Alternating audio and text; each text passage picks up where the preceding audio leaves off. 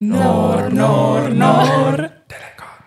Tere tulemast Eesti noordelegaatide podcasti 3. ossa. Täna on stuudios Euroopa Liidu noordelegaatid Triine Kose ja Rudolf Kasper-Naruski. Tere! Ja meiega on siin ka Mario Bolšin, kes sa oled, mis sa teed, mis sind siia toob? Ja tervis kõigile, ma olen Kohtla-Järve noortevolikogu esimees ja ma olen selline noorteaktivist, kes tegeleb sellega, et kaitsta noorte õigusi ja luua rohkem võimalusi meie Eesti noortele. Väga ilusti öeldud ja me kõik kolmekesi käisime Euroopa Liidu noortekonverentsil, mis toimus Budapestis, Ungaris ja oli siis Euroopa noorte dialoogi tsükli viimane konverents. 10. tsükli. Jah, täpselt. Ongi, miks me siin täna oleme, on see, et Euroopa noorte dialoog, mida rahastab Euroopa Komisjon, on siis loonud sellise struktuuri, kuidas noordelegaadid ja siis ka meie Eesti näitel 900 noort, kes konsultatsioonides osalevad, saavad poliitika kujundamises kaasa lüüa. Aga kindlasti tänu nendele podcastile siis järgmises tsüklis on rohkem kui 900 noort. Nii et me valmistame teid juba ette selleks, et varsti te saate ka hakata kaasa rääkima, nii et olge valmis selleks ka. Just, täpselt. Et selle 1,5-aastase tsükli on siis moodustanud siiamaani Hispaania, Belgia ja Ungari. Nüüd käisime Ungaris ja see tsükkel siis järgib neid Euroopa Liidu nõukogu eesistujariike, ehk siis sealt see riikide valik. Nii, aga me käisime Ungaris, sellepärast et nagu mainitud, siis see oli selle tsükli viimane, aga teemaks oli seekord maapiirkonna noored. Räägiks natuke sellest, et kuidas see tsükli teemad välja nägid, mis teemadel me seal rääkisime üleüldiselt just. Ma võib-olla natuke algul täpsustaks seda, et kui nüüd keegi vaatab, praegu on nii suur fänn, et ta vaatab 3. podcasti järjest ja just vaatas eelmist podcasti, kus me rääkisime siis ka noorte dialoogist ja sellest, kuidas me käisime siis Belgias, siis me rääkisime sellest, et meil oli tegelikult natuke laiemad teemad ja ühel tsüklil peaks olema tegelikult täpselt samad teemad, aga Ungari eesistujariigina on huvitav ja kuna nendel endal on väga spetsiifiline soov just tegeleda selle nii-öelda siis maapiirkondade noortega, siis nad natukene nagu muutsid seda algset kontseptsiooni ja me rõhusime rohkem sellel teemale. Aga me ei teadnud seda enne, kui me kohale jõudsime. Aga me otsustasime kaasata Mario, sest Mario on nagu Eesti siuksest piirkonnast, kus tavaliselt inimesi ei kaasata nii palju, ehk siis tegelikult mõnes mõttes me nagu vedas meil, me läksime nagu, Mario, tänu sinule, me läksime nagu naela pea pihta. Nii et äkki me võime öelda, et see teema oli sellepärast, et me võtsime Mario kaasa. Et võib-olla nad jälgisid meid ja sellepärast ongi see teema. Ja, aga tõsi on see, et meie konsultatsioonid keskendusid, oligi vene emakeelega noortele, neetnoortele, LGBT plus kogukonda kuuluvatele noortele, puuetega noori oli ka seal natukene, et just erinevatele vähemustele me ei keskendunud eraldi maapiirkonna noortele, aga tõesti õnneks sealt tuli ka päris mitmeid nagu maal elavaid noori, kes oma ideid jagasid. Ehk siis meil oli midagi, mille põhjal seal arutleda, aga Ungari otsus siiski kindlasti oli sisepoliitikast tulenev. Ja tegelikult see on nagu tõesti hea, mis praegu ka välja tuli, sellepärast, et kuna me saime rääkida nii-öelda sellest teemast, kuna meil olid ka mingid nii-öelda mõtted juba tekkinud, siis meil tõesti, pärast ma räägin lähemalt, olid ka mõned ideed meie poolt, mis läksid nagu töösse, aga seal kohapeal oli tõesti mõned nii-öelda noored, kes ütleski, et nendel oli selles suhtes raske, et nende küsitlustel ei olnud neid tulemusi välja tulnud, et see tegi natukene selle konverentsi teistsuguseks, kui see pidi algul olema. Aga ma arvan, et mõnes mõttes see oli meile isegi kasulik, sest me saimegi rohkem nagu tuua ka seda teemat välja, mis Eestis on nagu problemaatiline. Aga jah, delegaadi rollist on raske, kuna sulle on antud mandaati esindada Eesti noori nende konsultatsioonide põhjal ja see uus teemavalik kindlasti natuke lõhkus seda dialoogi ühisust. Aga nagu liiguski nüüd selle teema juurde, et nagu me mingitel teemadel seal arutasime, point on siis selline, et me koostame poliitikasoovitusi konsultatsioonide põhjal, arutleme gruppides, võtame suurimad probleemid ja suurimad lahendused, mõtleme välja ja keskendume erinevatele valdkondadele. Et mis valdkondadele?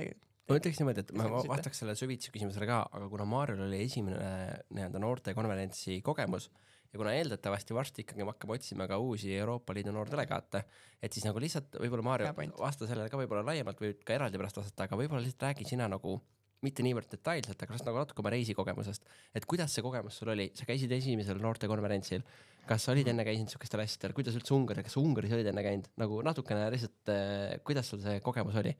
Ja nagu kõik te võib-olla juba märkasite, ma ei räägi nii palju nagu Triine ja Rudolf, kuna ma ei ole ka noordelegaat ja see on nagu nagu õigesti ütles praegu Rodolf, see oli minu esimene kogemus sellisel väga suurel konverentsil väljasmaal ja ütleks niimoodi, et see oli väga kasulik minu jaoks. See täitsa oli väga palju kogemust, oli väga vahva kuulata justkui neid noori erinevates riikides, kelle probleemid on tegelikult mõnedel meie sarnased, aga mõnedes riikides on isegi sellised probleemid, me ammu lahendasime ja mille peale me üldse nüüd ei mõtle ja sellest hakkab juba Rodolf natukene pärast rääkima. Ja ütleks, et niimoodi jah, et oligi väga suur kogemus selles mõttes.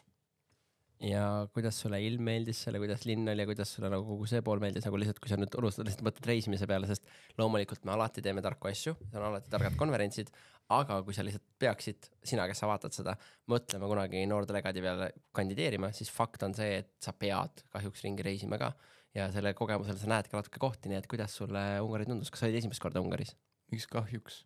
See on väga hea koht, see on väga hea koht, et saad tasuda reisida põhimõtteliselt. Kusjuures väike lihtsalt remark, igal juhul ei ole tohutult hea asi, näiteks kliima noordelegaadina on suur dilemma, kas minna nagu Dubaisse kohale või mitte reisimise mõttes, aga jah, tõsi, sa pead reisima, sest et kõnelused käivad seal. Et mõne jaoks on tõesti kahjuks. Lisaks reisimisele tegelikult on väga palju tööd, et seal tõeliselt sa töötad kogu päev, et me töötasime gruppides kokku mingi 9 tundi, 2 päeva paika umbes. Mis ütlesid 10,5 jah, aga üks oli see tagasisida asi. Ja, et päris palju, et see ei ole lihtsalt niimoodi, et me tuleme nagu välismaale ja põhimõtteliselt jalutame seal, ei tohutult palju tööd on seal. Hea, kui sa linna näed, kui lennupiletid on nagu pisevalt vara või pisevalt hilja, siis sa natuke näed linna ja see on elu ilus. Aga neil tegelikult oli, kas meie kultuuriprogramm on ka tavaliselt ikkagi tehtud Ungaril natukene vähem, aga nad ikka teevad kindlaks, et sa kultuuriga tutvuks. Näiteks ma arvan, et ma ei ole kunagi elus saanud nii kõrge kvaliteetset klassikalise muusika kogemust, et see oli nagu väga professionaalne, mis nad korraldasid, see oli võib-olla nagu kõik ei osanud seda seal hinnata, aga ma arvan, et see nagu kvaliteeditase, mis meil sinna kohale toodi, see oli nagu väga, väga kõrge. Ja seal olid vähemate võimalustega noored, kes on andekad üle mingi piirkonna, on siis keegi väga kuulus kitarrist oli ta või, kes neid juhendas, et olidki nagu päriselt väga teemasse selles mõttes, aga ka tõesti on, sul on mingi 5 üliandekat noort nagu kokku pandud mängima, et see oli vinge. Aga võib-olla ongi siit, ma võib-olla alustan siit nendest nagu teemadest, mis me siis rääkisime konverentsil, me kõik 3 olime erinevates töögruppides. Nüüd ma korraks küsin selle ka, kas 10 gruppi oli või palju? 10. Jah, 10 oli kokku. Ma tean, et minu grupi number oli 7 ja minu grupi siis peamiseks teemaks olid maapiirkondade noored ja nende paremad võimalused siis läbi ettevõtluse, põllumajanduse ja ka laiemalt siis tööhõive. Ehk siis kuidas tekitada neid rohkemaid võimalusi ja kuidas siis kaasata noorte häält nende teemade lahendamiseks. Ja ma arvan, et siit tegelikult tuleb meie nagu selle ütleme nii, et Eesti kõige suurem töövõit oli see, et kuigi see ei ole nagu Eestis täpselt selle spetsiifilise teemaga, aga kuna me läksime sinna aruteludesse, siis laiemalt meie grupis tekkis 3 ideed, 3 niisugust nagu ettepanekut, mida hakati siis ette töötlema, millest nii-öelda tehti siis need soovitused lõpuks välja. Ja üks nendest ideedest oli siis minu poolt välja pakatud. Ütleks, et oli minu idee, aga ma ütlen, et see oli Eesti idee. Meie idee, teie grupi idee. Jah, aga et see on tegelikult laiemalt, mida ma neile rääkisin ja nad kõik mind ahvi vaimustusega vaatasid, oli see, et ma rääkisin neile, et teate, meil on Eestis kohalike omavalitsuste kõrval sellised asjad nagu noorte volikogud, kus on noored, kes on valitud teiste noorte poolt ja kes siis nõustavad noortega seotud teemadel või ka laiemalt kõikidel teemadel kohalikku omavalitsust ja nad olid nagu vau, kes selle peale veel tuli.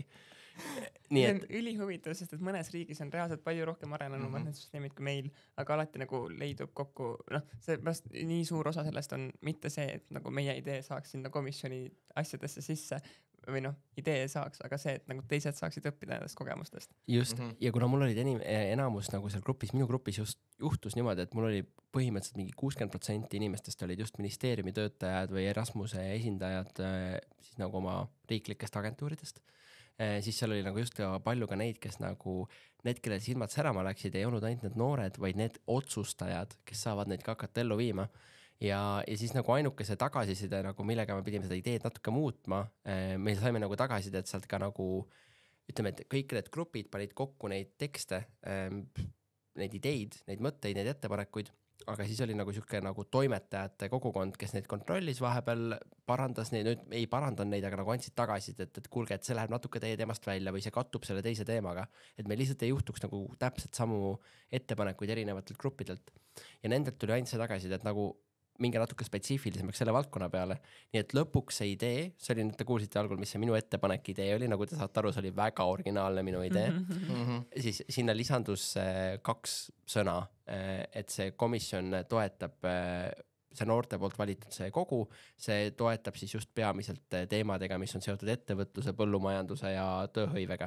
Ja siis need 3 sõna nagu muutsid selle täpselt selleks meie grupiks ja see loeti ka seal viimasel päeval suurel laval ette, seal oli väga rahul. Ja ma tean, et ma räägin päris pikalt, aga ma tahan rääkida ka teisest kahest, sest see on minu jaoks esmane kogemus.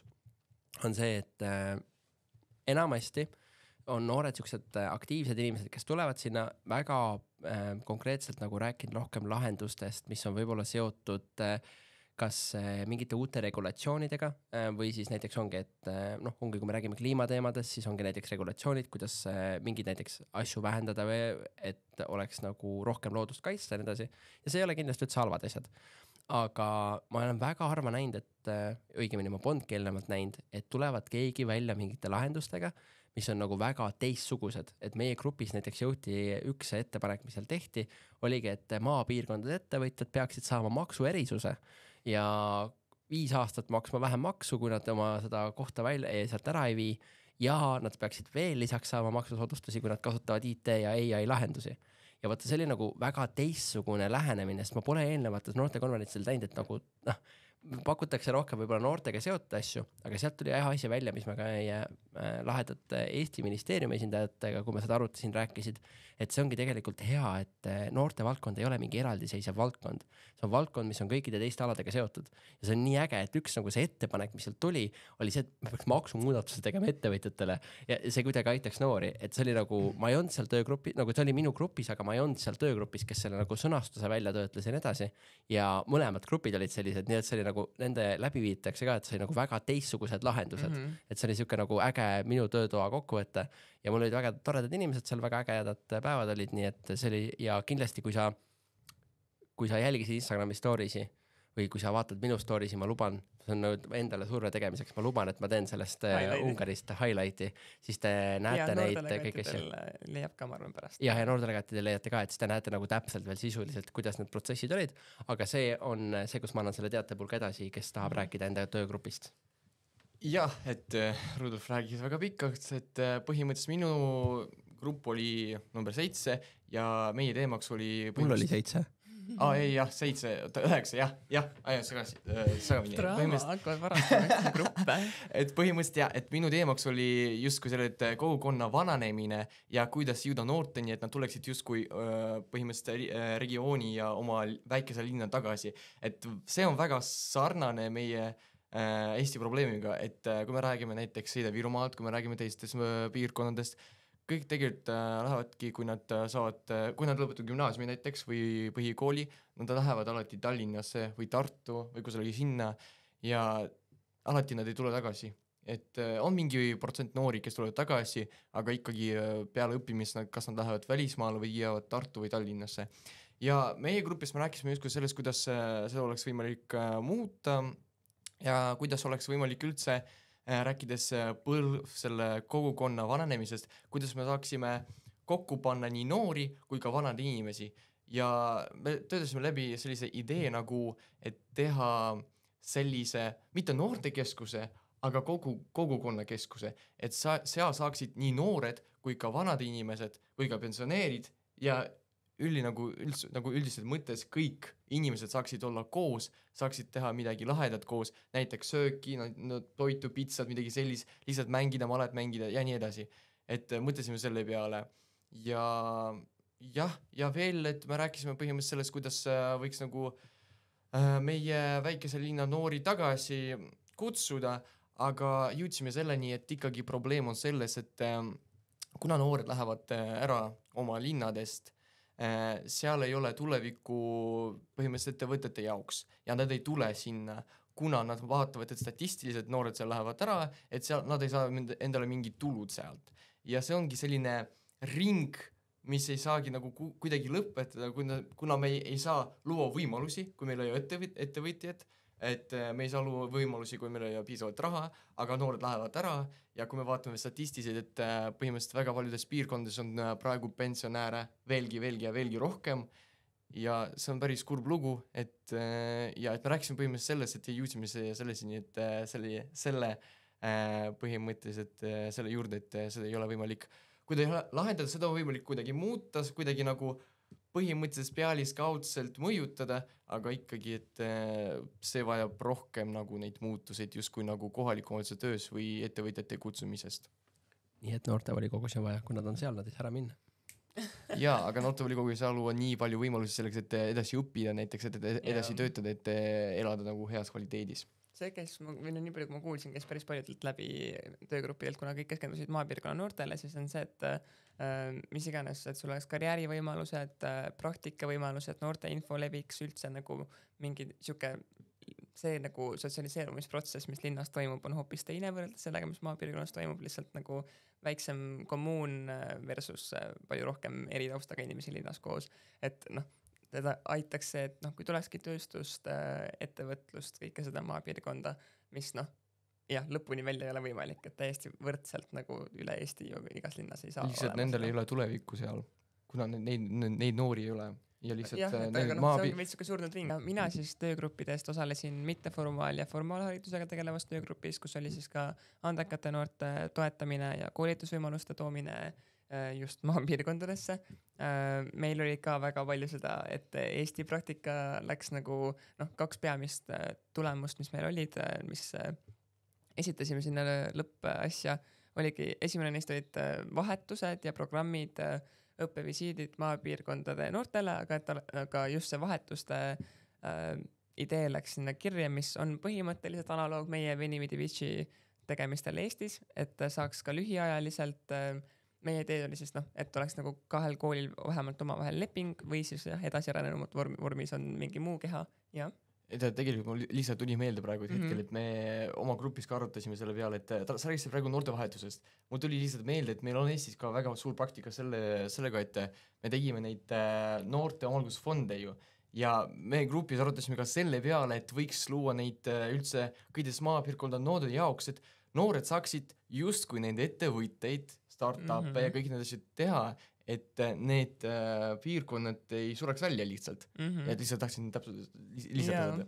On täpselt, et mingid Eesti praktikat, mis meil nagu oma algatusfonde ju päris mitmetes omavalitsustes leidub, et on tore neid jagada seal, aga tõesti, et sul oleks võimalik ka minna vahetusperioodiks, ma ei tea, linnakoolist maakooli, maakoolist linnakooli, kuna meil oli hästi see, me tundsime, et see kogukond ja võrgustik, mis sul on maapiirkonnas, on lihtsalt nii erinev, et nagu oluline on, et nad mõlemad saaksid kogeda mõlemat, et see integratsioon oleks parem ja et just see maapiirkonnas õppiv noor linnas saaks rohkem kontakte, mingit infot, kõike seda ja et see saaks olla ka lühiajaline, et sa ei pea nagu aastaks ajaks minema teise kooli, vaid et näiteks 1-2 nädalaks nagu meil Eestis näiteks.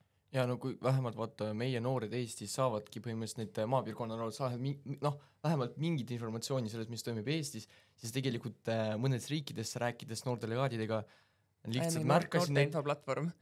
Kui ma üritan selgeks teha, et meil nagu riik rahastab T5 noorte infoplatvormi. Ja, et nagu räägida selles, et nagu nendel on selline, et pealinnas on kogu see info olemas. Aga kui me vaatame nagu nende teises riikides põhimõtteliselt väljaspoolt pealinna, siis nendeni üldse ei jõua info. Vähemalt Eestis on sellega täitsa okei. Võiks olla isegi parem, tulevik on ikka olemas. Ja meie teine idee oli see, et siis just hariduses õppematerjalid, meetodid, mida kasutatakse, et see sama vahetuse süsteem saaks toimida ka õpetajate vahel, et on erinevad pedagoogilised lähenemised, Waldorf vabakoolid, Montessorid, et nagu ka mingi valik, mis sul on olemas suures linnas, siis ma reaalsuses ei kujuta ette, kuidas see välja peaks nägema, aga idee ei ole siis selles, et aga see ei pea olema täiesti teine nagu lähenemine, vaid see on ka lihtsalt erinevad õpetamisstiilid, et siis need, ma ei tea, mõni nii-öelda linnakooli õpetaja saaks maakooli minna õpetama. Aga jah, see teine idee oli see, et oleks materjalid, mis me kasutame väga kaasavad, tutvustaks erinevaid, ma ei tea, olekski väga kaasaegsed selles mõttes, et kui sa elad oma mullis ja ei saa ka nagu õppematerjalidest infot, et ma ei tea, võib-olla mis iganes asjad on olemas või et tumedanahaline inimene võib sul ka tänava peal vastu tulla, mingid sellised väga nagu tobedad näited, aga et kui see on nagu õpikutes olemas, siis see normaliseerib lihtsalt sellist ka nagu üldist ühiskonnas orienteerumist. Jaa. Nii, aga siis tegelikult ma ei tea, mis mu järgmine küsimus on. Okei, sellest, mis ma tahaks tuua välja siit kohe jätkuks, on see, et nendel päevadel tegelikult rohkem ja rohkem tuleb välja ka see, et on nagu erinevad siuksed nagu grupid riikides, kes teevad rohkem koostööd ja kuigi seal me nagu suhtleme kõik ja nii edasi, siis sa tunned ka seal seda, et seal tegelikult käib ka siukest nagu tagatoad networkimist, ütleme niimoodi. Et näiteks minu enda grupis, ma isegi ei olnud kunagi selle peale tund niimoodi mõttes, aga minu grupis oli üks tüdruk, kes oli Kreekast, siis ta oli nagu, et oota, sa ei olegi WhatsAppi grupis veel. Ja siis mind kogemata lisati Lõuna-Euroopa nii-öelda siis Youth Councilite gruppi. Ja et see oli nagu selline, et kõik teevadki seal omavahel mingid kohtumisi ja räägivad nagu laiemalt neid plaane, arutavad. See ei ole nagu mingi halb asi. See on just nagu see, et me oleme kõik loomulikult üks Euroopa, aga ilmselgelt Lõuna-Euroopas on natuke teistsugused probleemid, Põhja-Euroopas on teistsugused ja nii edasi. Ja me tunneme nagu päriselt väga, nagu see on asi, mis on väga teistsugune võrreldes, ma ei tea, mingite muude projektidega ka samamoodi, et nagu see soomlane tundub reaalselt su vend, nagu ta on sult nii lähedalt, nagu Läti inimesed on nagu põhimõtteliselt kõrvalkülast. Ja sa tunned päriselt nagu, et nad on nagu samast kultuuriruumist väga lähedalt ja edasi. Ja, et me nagu hoiame selle väga kokku nii-öelda ja ja siis mina olin seekord spioon ka, aga üldpildis ja tegelikult seal põhja ja kuna see on nagu tavaks, need grupid ka siis ütleme toetavad ja tegutsevad koos mingite asjadega, siis kuna seal kogu selle protsessi ajal toimusid ka erinevad siis siuksed kõnelused, kus ka kohalikud otsustajad, kui ka siis just ütleme kohalikud otsustajad siis Ungari näol rääkisid ja võtsid sõna, siis nad tõid mitu korda välja erinevaid oma, ütleme, Ungari riigi välispoliitilisi seisukohti, mis paljudele põhjariikidele ei sobinud. Ja põhjariigid tegid üleskutse, et Põhja- ja Baltikumi noordelegaadid võiksid siis viimasel päeval selle avasündmuse ajal minna lavale Ukraina lipuga.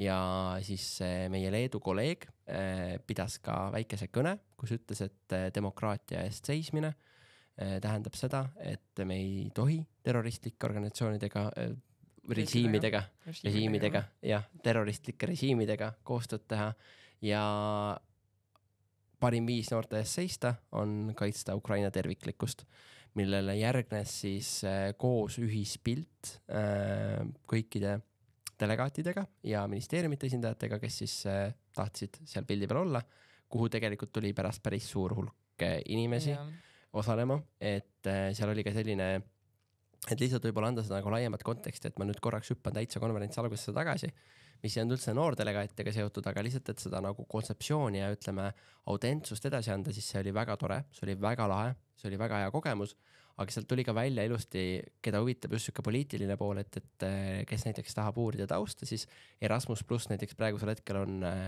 Ungarist nii-öelda siis rahastuse nulli saanud, et nad nagu ei tööta. 21 ülikooli minu teada, kes Ungaris siis ei saa enam Erasmuse ega Horizoni rahastust. Neile tehti 2022 aastal ettekirjutis, et kuna seal hakkas toimuma siis selline nihe, et need läksid nagu riiklike institutsioonide alla, kus nõukogudes olid enamasti nagu poliitilised esindajad ka seotud inimesed ja nagu see ilmselgelt ei olnud akadeemiliselt ega ka puhtalt lihtsalt organisatsiooniliselt nagu autonoomne üksus ja siis kuna akadeemiline nagu iseseisvus on ülikoolile väga oluline, tehti neile ettekirjutus, et kui see nii jätkub ja midagi paremaks ei tehta, siis neil võetakse Erasmuse rahad ära ja need 21 ülikooli siiamaani ja paljud ka teised organisatsioonid on siis ilma toetuseta. Just, ja see on nüüd ka, miks oli nagu väga lahe kogemus ja just ma praegu räägin sinuga järgmine noor delegaat, on sellepärast, et sa näed päriselt Euroopa poliitika kujundamist ja seda poolt, kus nad ka seal välja tulevad, et see oli nagu tõesti. Diplomaatia poolt, see, et ma võin nüüd teada, mis nad arvavad või muidugi see tavaliste inimestega suhtlemine ka, aga see, et kuidas nad nagu oma sisepoliitiliste hoiakutega tulevad tegelikult nagu rahvusvahelisel areenil väga nagu tugevalt välja, et ma ei osanud arvata, mis see, kuidas nad rahvusvahelises ikkagi Euroopa Liidu üritusel sellesse nagu suhtuvad. Just täpselt ja siis oligi nagu naljakas see, et kui sul on seal üks kõnepidaja, kes on Ungarist, kes räägib, et Erasmus on halb ja meil oleks vaja paremaid lahendusi ja siis järgmisena tuleb sulle Euroopa Erasmuse esindaja, kes räägib sulle, kui hea Erasmus on ja nad jagavad sama lava ja nad rääkisid 2-minutilise vahega ja siis sa näed seda kõrvalt tegelikult sükest nagu ka seda mingid siuksed erimeelsusi asju ja tegelikult hästi tugeva kõne pidas ka Euroopa Noortefoorumi juht, mis on siis ka tegelikult ENL-i katusorganisatsioon, et kui ENL on Eestis noorteühenduste ja osaluskogude katusorganisatsioon, siis ENL-il on ka katusorganisatsioon ja see on Euroopa Noortefoorum, kes pidas ka sel teemal kõnet. Nii et tegelikult jah, tavaliselt need noortefoorumid on siuksed väga spetsiifiliselt nende teemadega arutamine, aga samal ajal sul on võimalus nagu tunda seda suurt poliitilist mängu ka ja saada sellest natukene osa, mitte küll nagu sellele, et sa nüüd lähed enda arvamust avaldama, mitte seda. Meie ikkagi esindame noorte dialoogi tulemusi, aga me näeme kõrvalt lihtsalt seda, mis toimub poliitilisel areenil, aga mitte läbi teleka, mitte läbi uudiste, vaid päriselt samas saalis viibides. Ja siis sul ongi, Eesti välispoliitiline seisukoht väga tugevalt ja ka konsultatsioonide tulemusena on see, et me toetame Ukrainat, me seisame Vene režiimi, me ei nõustu selle režiimiga, mis Venemaal on, et see lihtsalt piisavalt kriibib südant, eriti kuna üks Euroopa Noortefoorumi ja ka teiste rahvusvaheliselt Euroopa noortepoliitikaga tegelev ukrainlane ja Riina just ühes viimases pommitamises tapeti, siis see oli kõik nii värske ja nii tugev. Ta oli samamoodi 21-aastane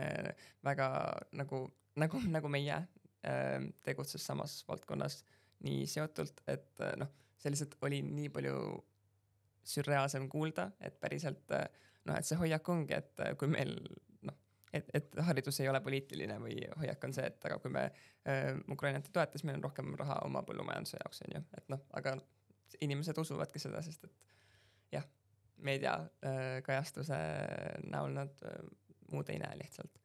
Aga jah, see point, et lõpuks lihtsalt ühelt maalt viskab nii üle, et tuleb midagi ette võtta ja meie reaktsioon siis, või Põhja- ja Baltimaade reaktsioon sellele oli teha ühispilti näidata, et me seisame solidaarsuses Ukrainaga, see ei olnud kuidagi nagu protesti mõttes see pilt või see kõne mõeldud, et oli just väga see, et me tundsime, et seda käib ikka veel ja seda ei võeta nagu suhu. Aga et minna tagasi siit natuke positiivsemate nootide selle peale, siis kogu see dialoog on pikk 18 kuud, nagu ma ütlesin, või nagu me eelnevalt mainisime, ja selle käigus paljud noordelegaadid jäävad samaks, sest enamus Põhjal just eriti on sama süsteem nagu meil, et kõik noordelegaadid on siis samas ühes tsüklis samad ja sul tekivad tõsiselt head sõbrad ja kontaktid tegelikult ka üle Euroopa ja see oli nii lahe, kuidas inimesed tulid rääkima ja nii edasi, et nad on nagu siuksed väga head sõbrad juba, kuigi me näeme 3. korda elus, aga ikkagist ja need on kindlasti kontaktid. Paljudega ka tihedamini, ma olen ikka päris paljusi kuskil mingitel muudel üritusel, eriti just mingi Läti, Soome. Ja sellega ma olen tegelikult ka nõus, et jah, et tegelikult paljusi ma näen ka kuskil Euroopa Noortefoorumi asjadel, need olen näinud ja nii edasi, et nad on aktiivsed, ägedad noored, kes teevad südamega seda, mida nad tahavad ja sa saad endale tõesti, ma julgen öelda, sõbrad terveks eluks üle Euroopa. Nii inspireeriv näha, kuidas nad päriselt on nagu nii südamega selle juures ja samas ka mingi karjäärivalikuid arutades, siis on mingi et räägid oma mingi bakatöö potentsiaalsetest teemadest ja see on see, et mis järgmisena siis tuleb mingi sama diplomaatiakool valikusse ja see on mingi okei, võib-olla näeme. Nojah, et siis on vägagi oluline see, et sa saad jagada põhimõtteliselt kogemust, nad kuulavad sind ja et ega see oli põhimõtteliselt minu esimene kogemus ja ausalt öeldes see oli super. Eks tule noordelegaadiks, eks ju. Kuidas inimesed olid? Said nagu mõnega rohkem jutule ka või kuidas? Ikka rääkisin seal põhimõtteliselt Moldoovi esindajaga, rääkisin seal ka teiste üldiselt, teiste riikide esindajatega, et oli väga huvitav see, et kuidas me olime nagu sarnased ja samas me olime erilised. See oli väga huvitav vaadata seda kontrasti ja rääkides sama nagu nende noortelegaadidega, uurides uusi fakte ja uurides uusi meetodeid, kuidas me saaksime meie noorte, oma maapiirkonna noorte aktiivsust tõsta, see oli üliäge. Ja ka oma kogemus jagada, see on väga hea, kui sa saad tegelikult aidata teisi inimesi ja kuidas nende silmavad tegelikult säravad, kui sa räägid mingist noorte volikogus või mingist fondist. See on väga hea, jah. Täiega vinge. Minul on ka, on tekkinud Läti ja Soome noordelegaat, noh, eriti Soome oma kuidagi nad on mõlemad ka 1,5 aastat selles tsüklis.